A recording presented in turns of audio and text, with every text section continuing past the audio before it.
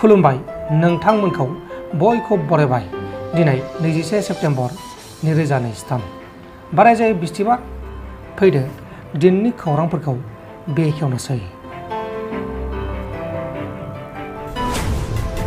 नगाव पुलिसा गोख्रों सिग्रोमनानै साब्रै क्रिमिनेलफोरखौ जाय क्रिमिनेलफोरा साइबार फ्रडनि खामानि मावगासिनो दंमोन बिसोरखौ कुसवानिफ्राय एरेस्ट खालामदों आरो बिसोरनिफ्राय गंजिसे मबाइल फन 497 सिम कार्ड आरो पावार बेंकफोरबो बोखांनो हादों। हमजानाय दायनिगिरिफोरनि मुङा जाबाय आब्दुल रहमान, फाइजुल हक, उमर फारुक आरो साद्दाम हुसैन। दा बिसोरखौ एरेस्ट खालामनानै जोबथि साइलाव एबा आयेननि बायदि साजा होनाय जासिगोन।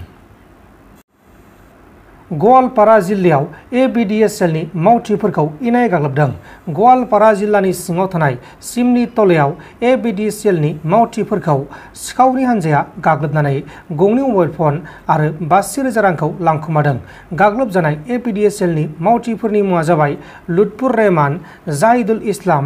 जाहानुर आलम आरो रबिउल हुसैन। जेब्ला बिसोरो गावसोरनि खामानिनिफ्राय अफिस फारसे थांगासिनो दंमोन अब्लानो लामा ससेयाव बे जाथाया जादोंमोन आरो गाग्लोबग्राफोरखौबो सिनायनो हादों। गाग्लोबग्राफोरनि मुङा जाबाय रफिकुल खान,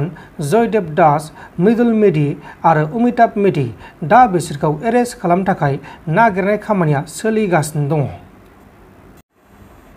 मोनसे गिथाव बाथाव बुथारनाय जाथाय। बे गिथाव बाथाव बुथारनाय जाथाया जोंनि बे आसामावनो जादों। आसामनि मरिगाव डिस्ट्रिक्टनि सिङाव थानाय पासादिया ओनसोलाव सासे गथ' थानाय आइजोखौ हरनि समाव खाबु लानानै आइजोनि न'खराव थांनानै सोरबा सिनेमनि दुथां सुबुङा न' सिङाव हाबलांनानै जिनाहारि खालामनानै इनायै बुथारना गालांदों आरो बे आइजोआ न' हारसिं दंमोन आरो आइजोनि फिसाया सिनेमा हलाव सिकिउरिटि गार्डनि खामानि मावोमोन एबा फिसाया हरनि समाव डिउटियाव थांनाय समाव बे जाथाया जादों। बुथारजानाय आइजोआ 25 बोसोर बैसोनि, नाथाय बे आइजोनि मुंखौ खौरां मख'नाय जायाखै आरो बे जाथायखौ सोर खालामखो, मानि जाहोनाव खालामखो बेखौ दासिमाव रोखा खालामथ'नाय जायाखै आरो दायनिगिरिफोरखौबो मिथिनो मोननाय जाथ'वाखै। दा बे समाव दायनिगिरिखौ मिथिनो थाखाय नायबिजिरनाया सोलिगासिनो दङ। लोगोसे बे जाथायखौ लानानै ओनसोल नाङैनो गिखांनाय फोरमायदों। दिनै बिथांमोननि जि हाबाफारि बेयाव दान्दिसे सम नुजाथिफैनानै जेरैबायदि मेहेरगोनां माने गाजा गोमजा 124 जन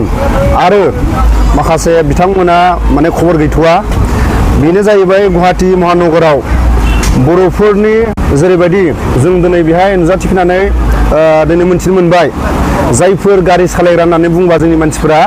गारि ड्राइभार होननानै बयबो सानोबा माबा मोनसे ड्राइभार होननानै मुं बुंनाय जायो। नाथाय जों दिनै नुबाय जायफोर ड्राइभार होननानै बुङोबा खौसेथि दिनै बेयाव गायसनदों आर'नाइ एस'सिएसन ड्राइभार हन्था।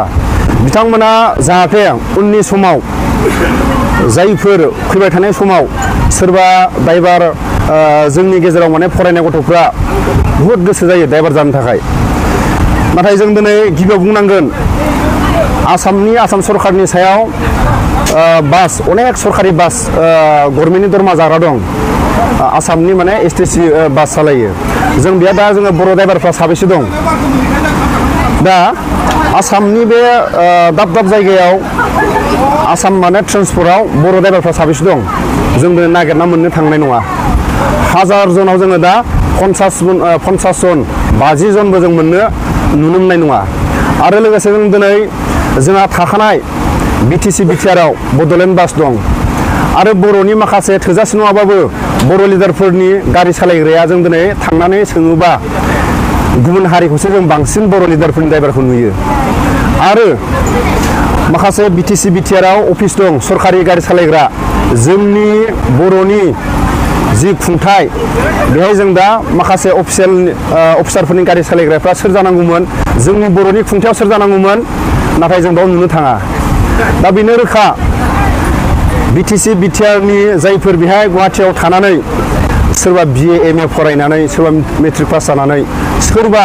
8-9 आव फरायनानै दिनै ड्राइभार जानानै दं, गावनि गथ' गथायखौ ड्राइभार जानानै दिनै फोरोंनानै दं। बिनि थाखायनो दिनै बे आर'नाइ ड्राइभार एस'सिएसना मोनसे फोरमायदों दे जाहाथे दायबार जाबाबो माबा मोनसे जुदि हरखाबै एक्सिडेन्टफोर जायोबा बिथांमोना बिथांमोननि गथ' गथायखौ एसेबाबो गावसिनि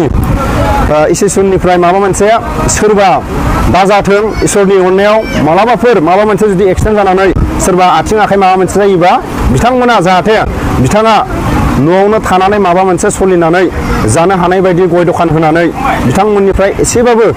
हेफाजाब होनो हानाय बायदि बिथांमोना मोनसे इसोर दादों बे जोबोद गनायथाव बिनि थाखायनो बिथांमोना उननि समफ्राव BTC BTR नि सरखारनिफ्राय एसेबाबो हेफाजाब मोनो आरो अराय सम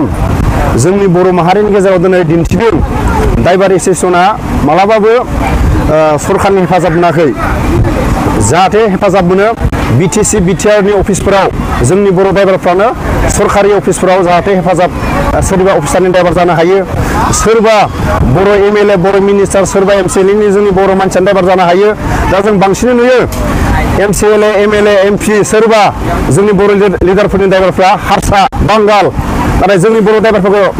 लायोबा बिथांमोना खहा जागोन नामा जोंनि बर' मानसिखौनो बर' जायफोर गादियाव दं बिथांमोना मानो थाखाय ड्राइभार लानो थाखाय लाजियो जोंनि ड्राइभार जोंनि बर' मानसिखौ मानो लाजियो नाथाय बिथांमोना जों खोनायो गुबुन हारिफोरखौ 20,000 25,000 30,000 35,000 होनानै बिथांमोना गारि ड्राइभार लायो बिनि थाखायनो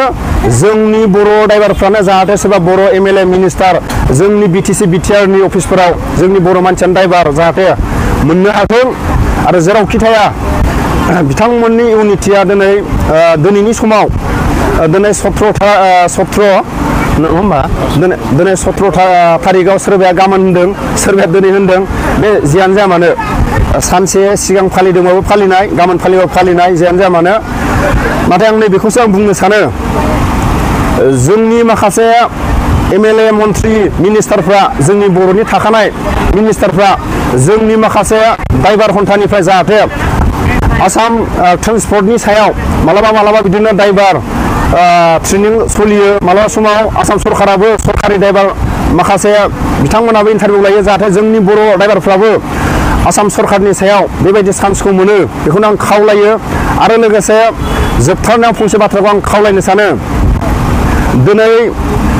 प्रान्जल जोंहा नैबे इउटुबारनि बे चेनेलजोंनो जाहाथे जोंनि